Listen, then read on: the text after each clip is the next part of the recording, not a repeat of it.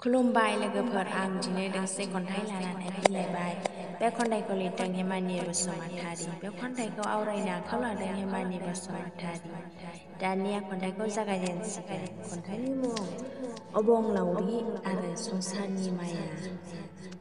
हे आनान गसाइ अबंलावरि, नुहुराखै माथो नों मुनुस मायानि दुखु दाहाखौ?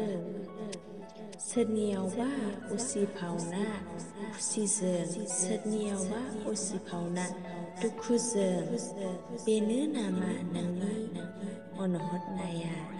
नुयो माथो नोंखौ अब्लाबो गाबज्रियो जों, दुखुनि समावबो नोंखौ, सुखुनि समावबो नोंखौ।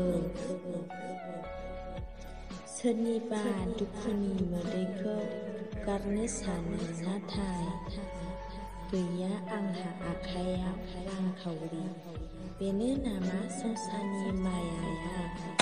खन्थाइया एसेनोसै। दिनैनि खन्थाइया आंना एसेनोसै। आं दिनै खन्थाइखौ सर्ट लिरदों आरोखि बेनो।